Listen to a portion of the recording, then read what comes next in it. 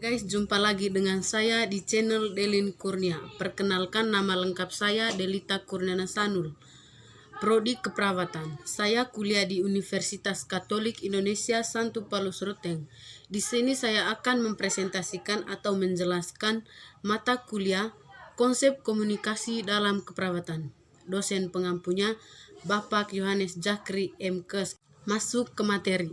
Pengertian hubungan antar manusia. Hubungan antar manusia adalah interaksi antara seseorang dengan orang lain, meliputi kemampuan mengenai sifat, tingkah laku, pribadi seseorang dalam suatu kehidupan untuk memperoleh kepuasan hati.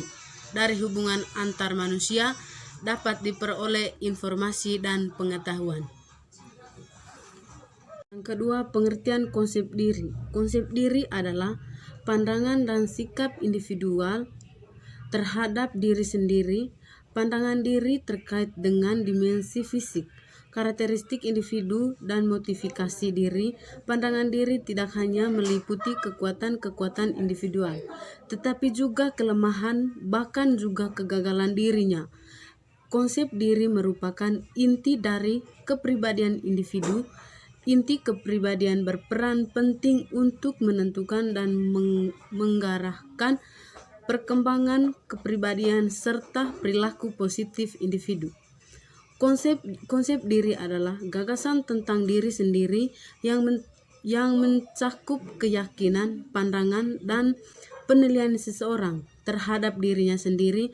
Konsep diri terdiri atas bagaimana cara kita melihat diri sendiri sebagai pribadi, bagaimana kita merasa tentang diri sendiri, dan bagaimana kita menginginkan diri sendiri menjadi manusia sebagaimana yang kita harapkan.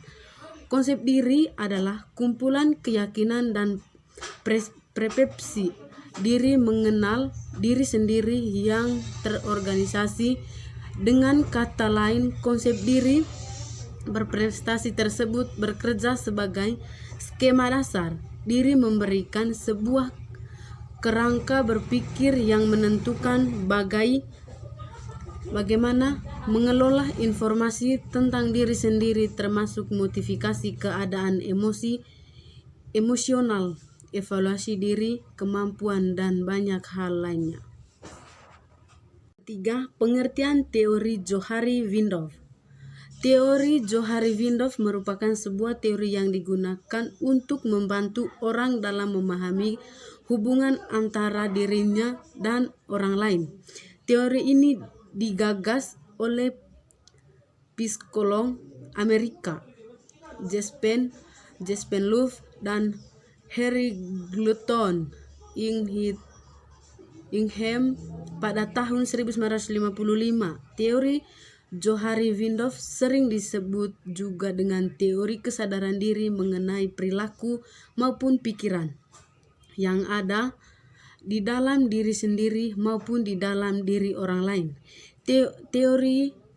Teori jenderal Johari berkaitan dengan emotional intelligence theory yang berhubungan dengan kesadaran dan peran manusia dan pandangan dan sikap individu terhadap diri sendiri. Dan pandangan diri tidak hanya meliputi kekuatan individu, tetapi juga kelemahan, bahkan juga kegagalan diri. Untuk yang kedua, tujuan dari hubungan antar manusia. Kebutuhan tingkah kelima ada kualitasasi diri. Setiap orang ingin dihargai keberadaannya dan kemampuannya dalam melakukan hubungan antar sistem. Sebaliknya, kita harus memberikan penghargaan berupa pujian dan sanjungan. Pemberian pujian dan sanjungan ini juga harus tepat orang dan memperhatikan kondisi lengan sampai kita memberikan pujian yang kebalikan dengan kenyataan dan menyebabkan orang tersebut merasa dihina. Faktor sistem utama Hubungan antar manusia antara lain merupakan faktor yang mendasari integrasi sistem, yaitu sistem yang mendasari terbentuknya hubungan antara manusia antara lain merupakan imitasi keadaan seseorang mengikuti atau meniru sesuatu di luar dirinya. Sugesti, program individu menerima cara pandangan orang lain tanpa kritik lebih dulu. Identifikasi, proses belajar yang berlangsung secara sadar, irasional, berdasarkan perasaan dan berkembang bahwa identifikasi berguna untuk melengkapi sistem normal-normal yang ada. Simpati, perasaan, tertarik individu terhadap orang lain yang timbul atas dasar penilaian perasaan. 2. Tujuan mengetahui pengertian konsep diri. Konsep diri adalah gambaran yang ada pada diri individu yang berisi tentang bagaimana individu melihat dirinya sendiri sebagai pribadi yang disebut dengan pengetahuan diri. Bagaimana individu merasa atas dirinya yang merupakan penilaian atas dirinya sendiri, serta bagaimana individu menginginkan dirinya sendiri sebagai manusia yang diharapkan. Konsep diri tidak hanya mempengaruhi individu dalam karakter, tetapi juga tingkah kepuasannya yang diperoleh dalam hidupnya. Setiap individu pasti memiliki konsep diri dan dapat berkembang menjadi konsep diri positif maupun negatif.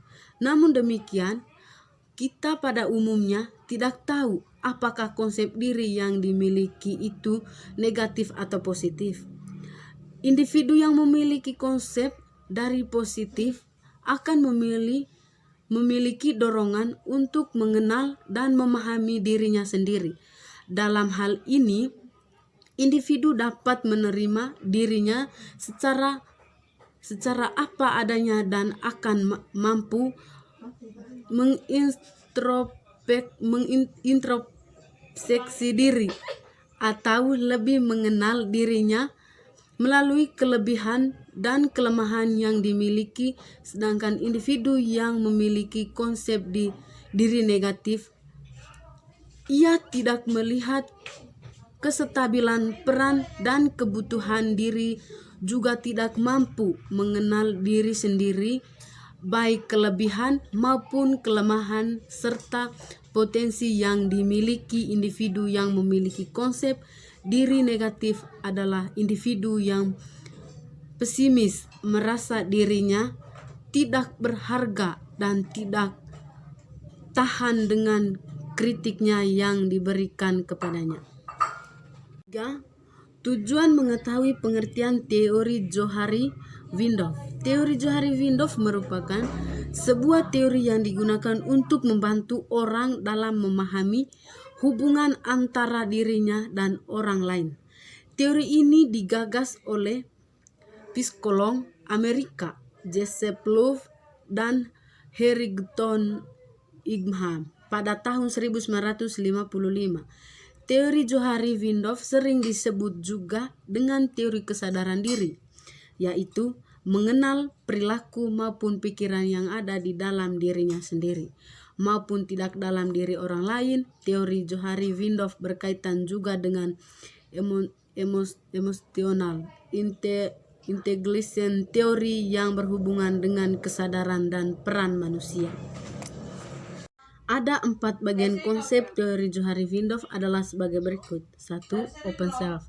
Open self atau wilayah terbuka merupakan suatu keadaan di mana seseorang saling terbuka terhadap dirinya sendiri maupun orang lain. Pada wilayah terbuka ini, seseorang akan terbuka mengenai perasaan, sifat, kesadaran, perilaku, dan motivasi. Orang yang orang yang berada pada wilayah terbuka lebih mudah menjalin komunikasi dengan siapapun. Hal ini berpengaruh terhadap interaksi antara individu atau kelompok untuk menciptakan komunikasi yang efektif. Seorang yang berada dalam wilayah contoh mudanya, ia lebih cenderung melemparkan senyum, menyapa lebih awal, menjabat tangan, dan lebih materi yang saya jelaskan tadi. Kesimpulan, komunikasi sebagai kegiatan sehari-hari yang dilaksanakan individu berhubungan erat dengan perilaku individu itu sendiri. Perbedaan perilaku individu dalam melakukan komunikasi dan atau berhubungan dengan orang lain merupakan situasi yang berkaitan dengan psikologis individu. Komunikasi juga berkaitan dengan asumsi manusia.